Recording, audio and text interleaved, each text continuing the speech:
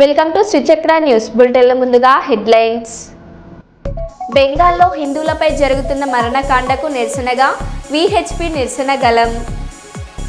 Rangareddy collectorate ఉద్యోగి toll సిబ్బందిపై దాడి. మగవారి హక్కుల కోసం ఢిల్లీలో సత్యాగ్రహం. భారతీయ జనతా పార్టీ ఓబీసీ మోర్చా జిల్లా కార్యదర్శి గిరిజవాణి ఆధ్వర్యంలో ఉచిత మెగా వైద్య శిబిరం.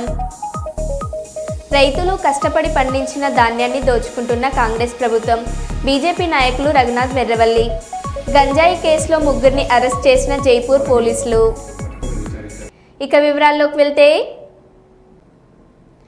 వరల్డ్ లివర్ డే సందర్భంగా అశ్విని హాస్పిటల్లో CBP, LFT, liver scan, blood sugar, lipid profile, OPD consultation, viral markers వంటి పరీక్షలను నిర్వహించడం జరిగిందని డాక్టర్ సురేష్ తెలిపారు. ఈ సందర్భంగా మీడియాతో డాక్టర్ సురేష్ మాట్లాడుతూ, పేద ప్రజలకు తమ వంతు ఉచితంగా వైద్యం అందించేందుకు ఈ పరీక్షలు చేశామని, వైద్యం ఖర్చు 4,000 అయితే కేవలం 700 రూపాయలు మాత్రమే ఫీజు చెల్లించవలసి వచ్చిందని తెలిపారు. ముందు ఉచిత మెడికల్ క్యాంపులు అశ్విని హాస్పిటల్ చేపట్టబోతోందని తెలిపారు.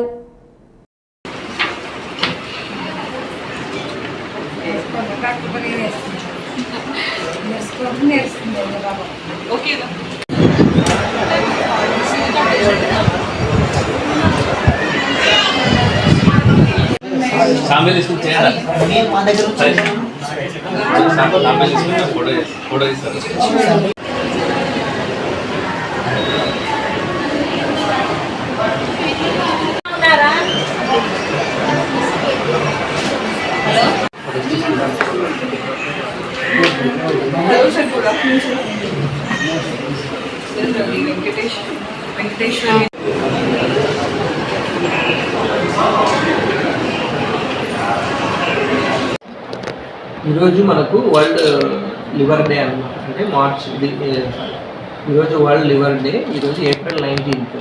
సో ఈ వరల్డ్ లివర్ డే సందర్భంగా మనకు జనరల్ పబ్లిక్లో లివర్ అవేర్నెస్ పెరగడానికి కోసము మనం ఈ స్పెషల్ క్యాంప్ అనేది కండక్ట్ చేస్తున్నాము.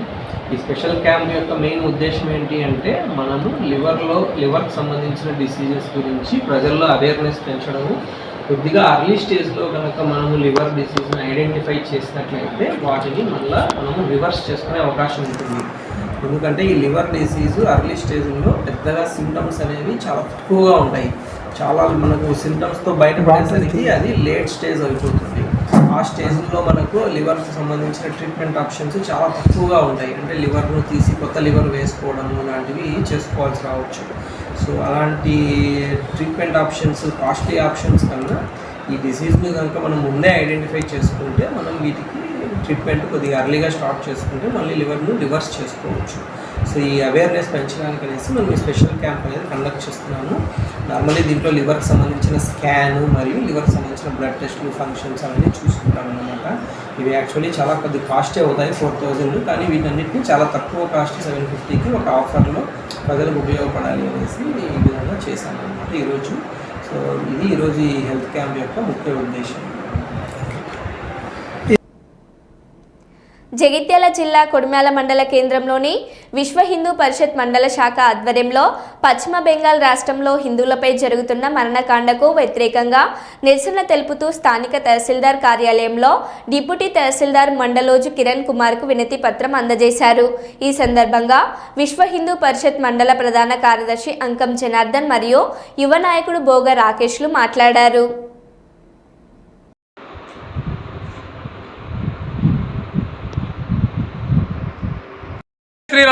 శ్రీరామ్.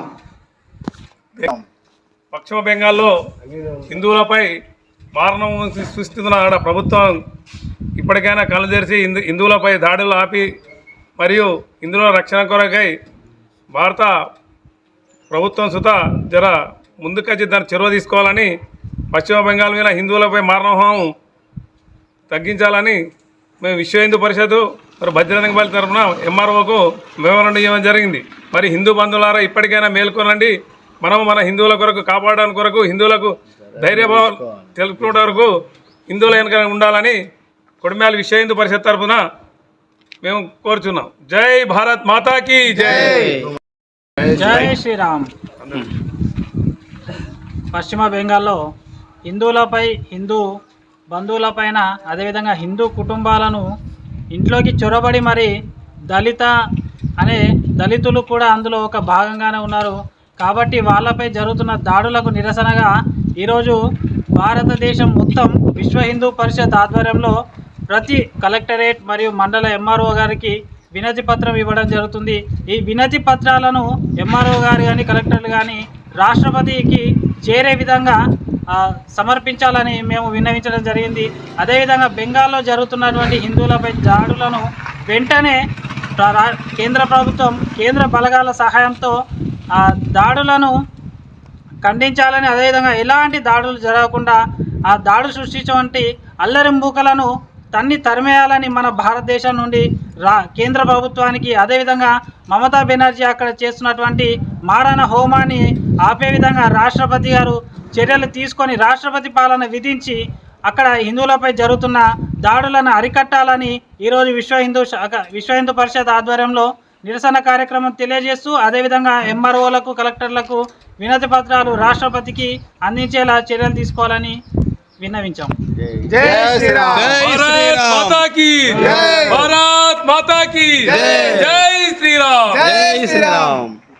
వరంగల్ జిల్లా నిన్న మధ్యాహ్నం 12 గంటల సమయంలో మార్కండేయ కాలనీ, మంగళికుంట, డాక్టర్స్ కాలనీ 2కు చెందిన కందగట్ల శ్రావణ్ కుమార్ కిరణ్ అనే వ్యక్తి ఎటువంటి లైసెన్స్ లేకుండా స్టెరాయిడ్లను అమ్ముతున్నాడనే సమాచారం మేరకు కిరణ్ ఇంటి వద్దకు వెళ్లి తనిఖీ చేయగా అతని ఇంటిలో ప్రమాదకరమైన స్టెరాయిడ్స్ టాబ్లెట్స్ మరియు ఇంజెక్షన్లు దొరికాయని వరంగల్ ఏసీపీ తెలపడం జరిగింది.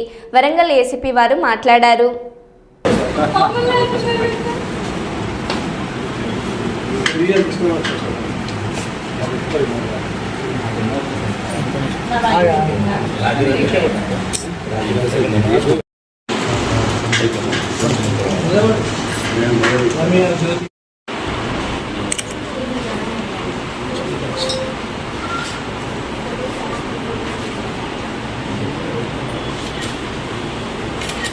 వరంగల్లో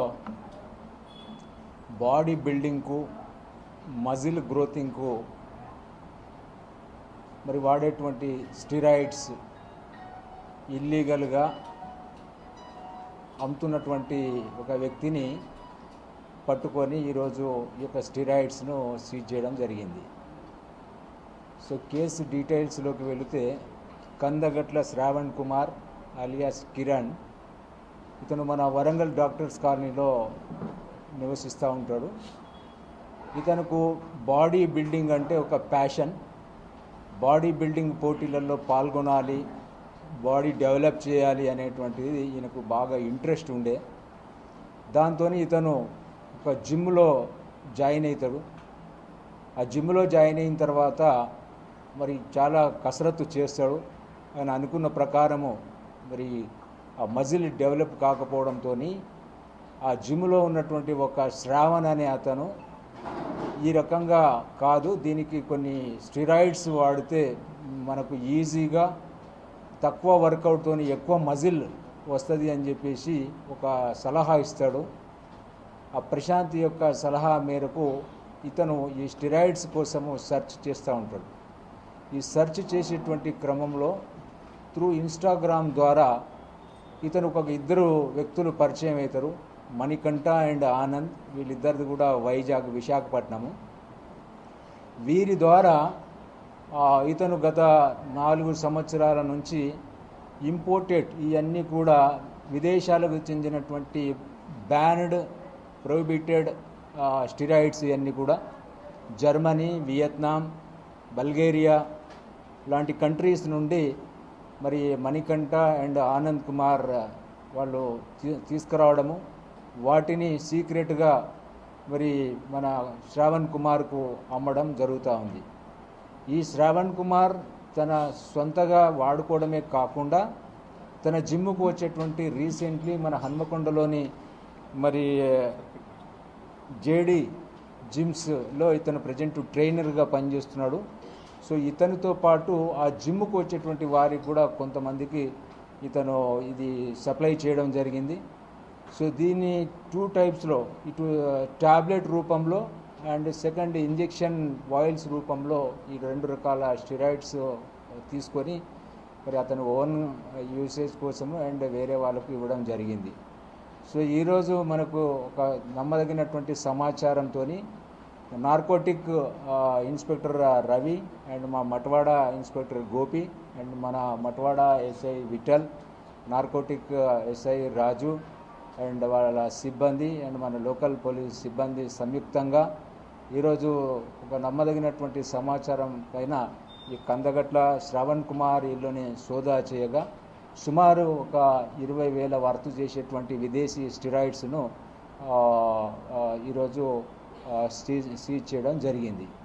సో వీటిని సీజ్ చేసి అతన్ని అరెస్ట్ చేసి ఇతనికి రిమాండ్ పంపడం జరుగుతూ ఉన్నది. ఇవన్నీ కూడా ఫర్దర్ ఇన్వెస్టిగేషన్లో భాగంగా వీటిని ల్యాబ్కు పంపించి తగిన యాక్షన్ తీసుకోవడం జరుగుతుంది.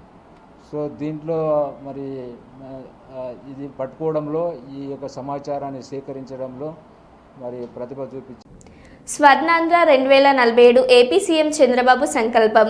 ప్రతి నెల 3వ శనివారం స్వచ్ఛాంధ్ర స్వచ్ఛ దివాస్ ఎలక్ట్రానిక్ వ్యర్థాల పునర్వినియోగం ఈ చెక్ కార్యక్రమం భారతదేశంలోనే ఆంధ్రప్రదేశ్ రాష్ట్రాన్ని 2047 నాటికి అభివృద్ధిలో నెంబర్ 1గా నిలిచేందుకు స్వర్ణాంధ్ర 2047 ఏపీ సీఎం చంద్రబాబు సంకల్పించారని బీతాండ్రపాడు సర్పంచ్ ఆకేపోగు జయన్న తెలిపారు. ఈరోజు కర్నూలు మండలం బీతాండ్రపాడు గ్రామంలో స్వచ్ఛాంధ్ర స్వచ్ఛ దివాస్ కార్యక్రమాన్ని రాష్ట్ర ప్రభుత్వం నిర్వహిస్తుందని, ఒక్కో నెల ఒక్కో అంశం ఎంపిక చేసి క్రమం తప్పకుండా కార్యక్రమాలు చేయడం జరుగుతుందని, ఈ నెల 3వ శనివారం ఎలక్ట్రిక్ వ్యర్థాల పునర్వినియోగం కోసం ఈ చెక్ కార్యక్రమం ప్రభుత్వం చేపట్టిందని చెప్పారు.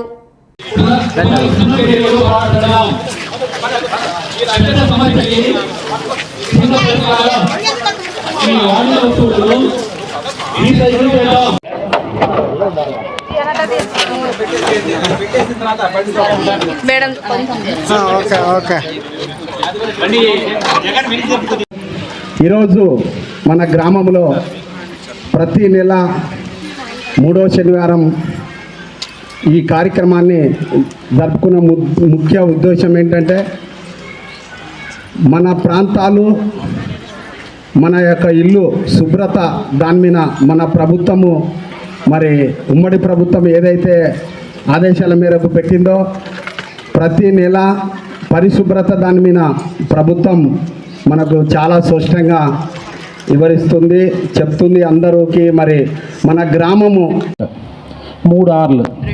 సో ఫస్ట్ రెడ్యూస్, అంటే సాధ్యమంత మేరకు తగ్గించుకోవాలి.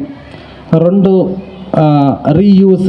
నెల 3వ శనివారం ఈ కార్యక్రమాన్ని మన గ్రామాలలో ఏర్పాటు చేయగా ఈరోజు ఈ నెలలో ప్రత్యేకంగా ఏర్పాటు చేసి సిఓ సార్ గారు మరి పీడీ సార్ గారు మన గ్రామాన్ని పరిశీలించడానికి రావడం జరిగింది. వారికి మా హృదయపూర్వకమైన ధన్యవాదాలు చెల్లిస్తున్నాను. అదేవిధంగా ఎంపీటీసీ మద్దిరెడ్డి గారికి, ఎండిఓ సార్కి, మన పంచాయతీ. కొత్తపేటలో నెలకొని ఉన్న శ్రీ ప్రసన్న పెద్దపల్లి గంగమ్మ జాతర ప్రతి సంవత్సరం ఆనవాతి ప్రకారం నిర్వహించడం జరుగుతుందని ఆలయ ధర్మకర్త శివకుమార్, కార్యనిర్వాహకులు వెంకటేష్ తెలిపారు. ఈ సందర్భంగా వారు మాట్లాడారు.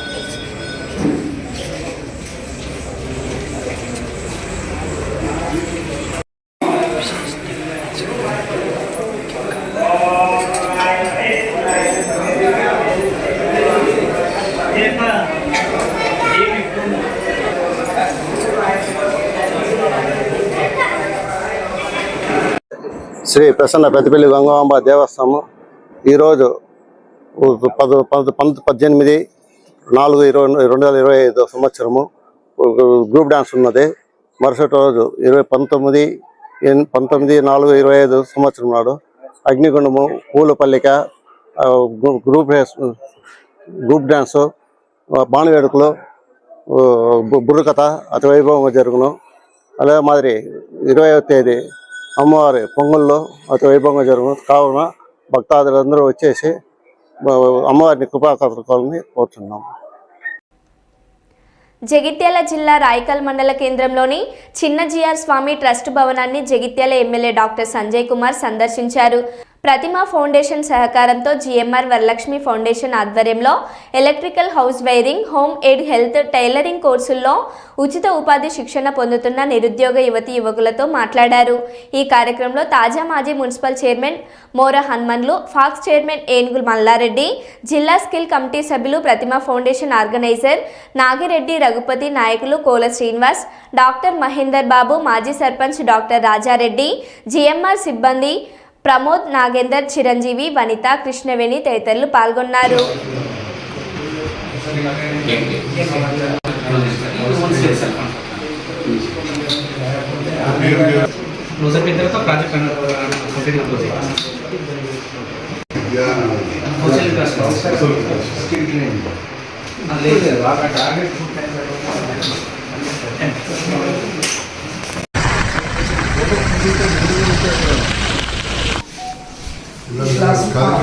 ల్యాబ్లో ఉన్నా సార్ ఈ class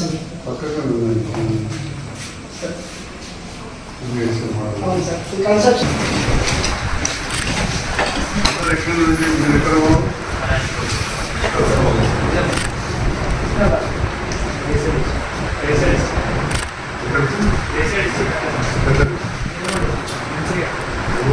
Myself Arun, I am from Medpalli.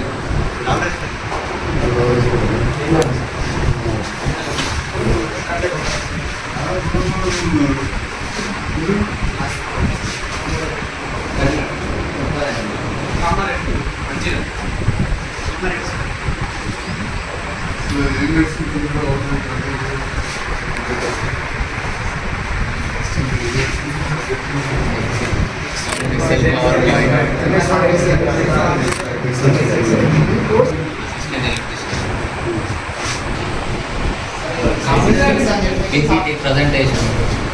PPT presentation తర్వాత competition skills.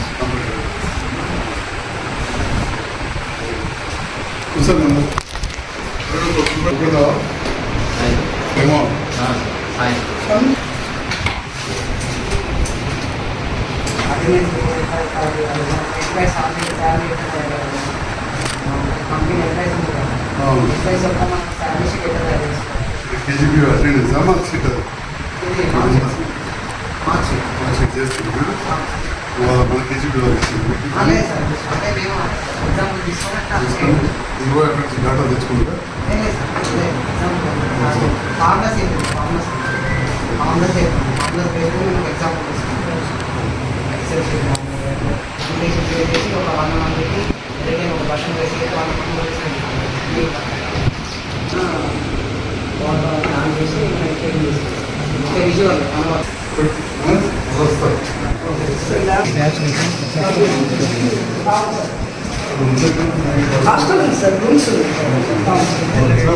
తర్వాత రాకపోతే చాలా సార్లు అంటుంది ఏంది ఫోటో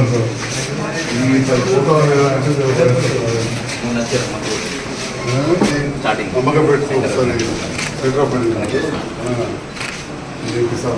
ఇక్కడ క్లాస్ ఏముంది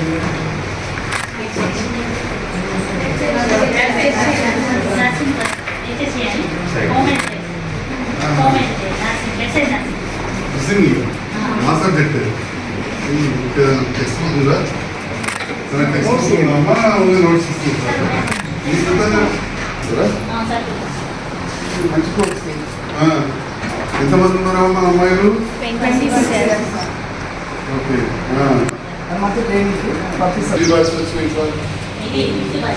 ఎన్ని నెలలకు sir course Telangana state responsible paramedicals పశ్చిమ నియోజకవర్గ పరిధిలోని 9-10 డివిజన్లలో మచిలీ బజార్, రాగన్న దర్వాజా, చౌరస్తా బీఆర్ఎస్ పార్టీ రథోత్సవ సభ విజయవంతం చేసేందుకు సన్నాహక సమావేశాన్ని నిర్వహించారు. ఈ సందర్భంగా ఆయన మాట్లాడారు.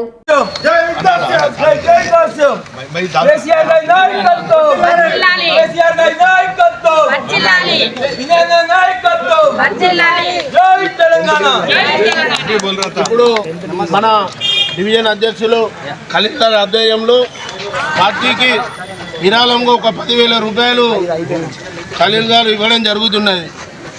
జై తెలంగాణ.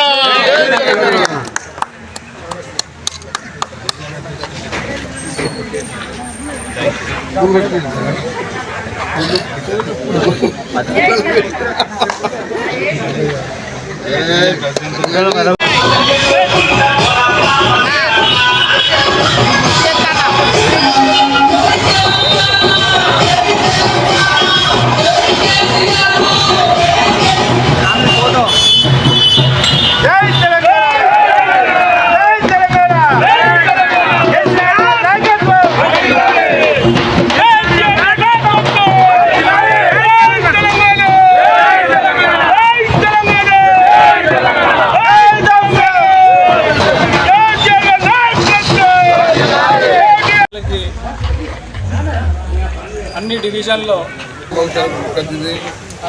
అన్న తమ్ముడు గారికి పార్లమెంట్ అయితే చిన్న నాడు భారీ బహిరంగ చదువుతున్నాం. మనం ఈ యొక్క పార్టీ పుట్టి ఈ కనుమ పుట్టి సంవత్సరాలు మీ అందరినీ మధ్య పెట్టి అమలు కలిగినటువంటి 6 గ్యారెంటీలు చెప్పి 2004 చెప్పని కళ్యాణ ఇంజనీర్ నాడు భారీ బహిరంగ సభలో అని చెప్పేది వినడానికి చాలా మంది రైతులు మూతపడతారు. మళ్ళీ ఆత్మహత్య స్టార్ట్ అయినాయి. ఆయన 10 సంవత్సరాల పాలనలో ఇప్పుడు కూడా ఎవరు కూడా రైతులు ఆత్మహత్య చేసుకోలేదు. మళ్ళీ మొదలైనాయి కాబట్టి ఆయన ఏం చెప్తాడో వినేందుకు అందరం కూడా 24 రావాలి.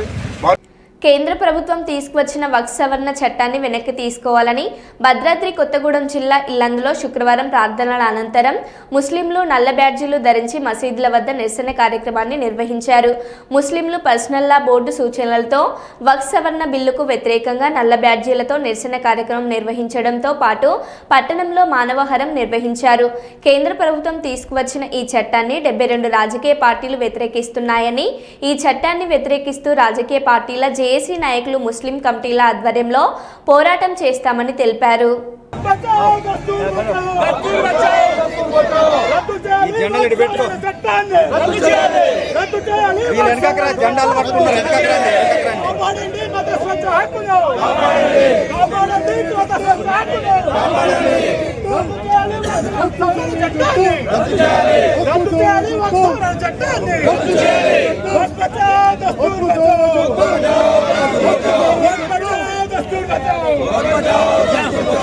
కాపాడండి మత స్వేచ్ఛ హక్కును, కాపాడండి మత స్వేచ్ఛ హక్కును. చట్టాన్ని రద్దు చేసేదాకా పోరాడతాం, చట్టాన్ని రద్దు చేసేదాకా పోరాడతాం. నశించాలి, నశించాలి.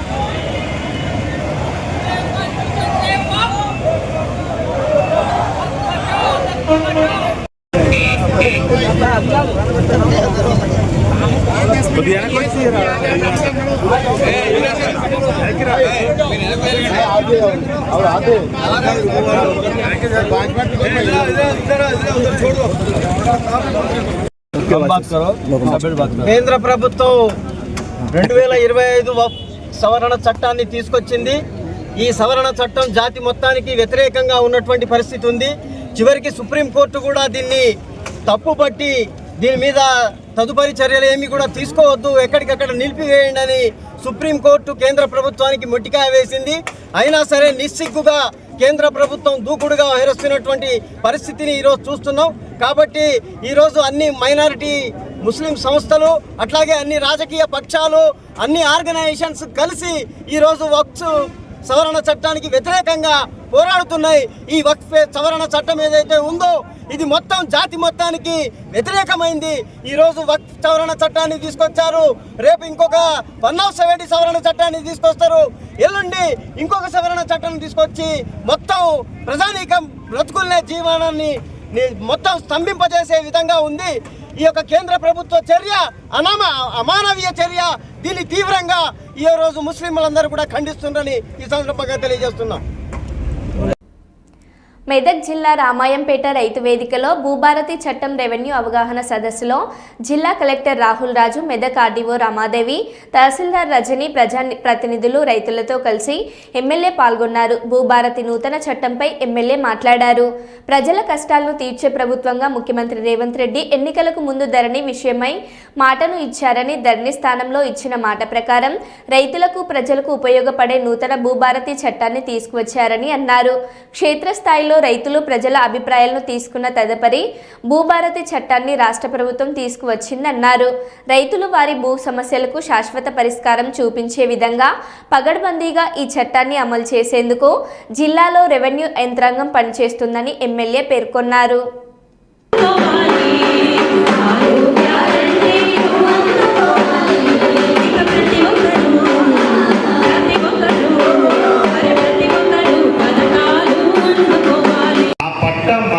చేసే అధికారం ఎవరికి కూడా లేదు. ఆ పట్టా తప్పుగా జరిగిందని తెలిసినా కానీ కూడా ఎవరి పేరు మీద తప్పుగా పట్టా అయిందో ఆ తప్పుగా పట్టా అయిన వ్యక్తే తహసీల్దార్ ఆఫీస్కి పోయి ఆయన కంప్యూటరేషన్ ఇస్తేనే వేరే పేరు మీదకి పట్టా మార్చే ఛాన్స్ ఉంటుంది. సో ఆల్రెడీ తప్పు అయిందని ఆయనకు తెలుసు కాబట్టి ఆయన ఎట్లైనా తహసీల్దార్ ఆఫీస్కి వచ్చి నాదే తప్పైంది, ఇగో ఈయన నిజాయితీగా ఎవరైతే కాస్తున్నారో ఆయననే పట్టా అనేసి ఎవరు కూడా వచ్చి మనకి కంప్యూటరేషన్ పెట్టరు. సో అట్లాంటివి చాలా మటుకు కూడా కేసెస్ పట్టాలు కాకుండానే అంటే నిజంగా కాపు చేసే వాళ్ళకి పట్టాలు కాకుండా ఎవరో అమ్మేసుకొని వెళ్ళిపోయిన వాళ్ళ పేరు పట్టాలు కంటిన్యూ అవుతా ఉన్నాయి. అది తప్పు అని తెలిసినా కానీ కూడా దాన్ని రెక్టిఫై చేసే పవర్ తహసీల్దార్కి కానీ, ఆర్టీఓకి కానీ, కలెక్టర్ కానీ ఈవెన్ ప్రభుత్వానికి కూడా అప్పుడు లేకుండే. బృందానికి, మా ప్రింట్ అండ్ ఎలక్ట్రానిక్ మీడియా సోదరులకు, నా ముందున్నటువంటి మహిళా సోదరులకు, రైతులకు, రైతు సంఘాల నాయకులకు, నా ముందున్నటువంటి మీ అందరికీ కూడా, మా రామాయణపేట మండల్ ముఖ్య నాయకులకు, నా ముందున్నటువంటి మీ అందరికీ కూడా పేరు పేరున మనస్ఫూర్తిగా హృదయపూర్వకంగా మరి నమస్కారాలు తెలియజేసుకుంటాం. ఇలా భూమి కొలదుంటే ధరణిలో ఇంకో పేరు వస్తుండే, దాన్ని ఎవరిని అడిగే పరిస్థితి కూడా లేకుండే. అంటే దాన్ని ఎవరిని అడగాలా, ఏం చేయాలా అటువంటి పరిస్థితి కూడా మరి లేని చరిత్ర గత ప్రభుత్వంలోనిది అని చెప్పి తెలియజేసుకుంటా ఉన్నాం. కాబట్టి ఇవాళ మరి మన ప్రభుత్వం వచ్చిన వెంటనే భూభారతి అని చెప్పి ఒక చట్టం తెచ్చి మరి ప్రజలందరికీ ఉపయోగపడాలా, మా మహిళలు బాగుండాలా, మా బడుగు బలైన వర్గాలు బాగుండాలా, మా దళితులు బాగుండాలా, మా రైతులు బాగుండాలనే ఒక ఉద్దేశంతో ఇవాళ భూభారతి చట్టం తేవడం జరిగింది. మరొక ధరణి అని చెప్పి మరి తేవడం జరిగింది. ఆ ధరణి ఎవరికి ఉపయోగపడ్డదంటే నలుగురికి ఉపయోగపడ్డదని చెప్పి ప్రజలందరూ కూడా చెప్తా ఉన్నారు. గత మాజీ ముఖ్యమంత్రి, వాళ్ళ కుటుంబ సభ్యులు, వాళ్ళ తప్ప ఇంకెవరికైనా ఉపయోగపడ్డదా అంటే ప్రజలందరూ కూడా మరి చాలా బాధపడుతున్న సమయం ఇది. అంటే ఇవాళ ఒకటే చెప్తా, మనది ప్రజల ప్రభుత్వము, ఇంద్రమ్మ రాజ్యం. ప్రభుత్వాలు ప్రజలతో ఏర్పడతాయి తప్ప వేరేది ఇంకొకటి కాదు అని చెప్పి తెలియజేసుకుంటా ఉన్నా. కాబట్టి మా కాంగ్రెస్ ప్రభుత్వంలో మా ప్రజలే పాలిస్తారు. ప్రజలకు ఏ విధంగా అయితే ఉపయోగపడుతుందో, ప్రజలకు ఏ విధంగా అయితే ప్రజల కష్టాలు తీర్చగలుగుతామో మరి అదే విధంగా మరి పనిచేసుకుంటూ మన కాంగ్రెస్ పార్టీ కానివ్వండి, మన గౌరవ ముఖ్యమంత్రి కానివ్వండి, మేమందరం కూడా ఇవాళ పనిచేస్తున్న పరిస్థితి. మరో బులెటిన్లో మళ్ళీ కలుద్దాం. Stay tune.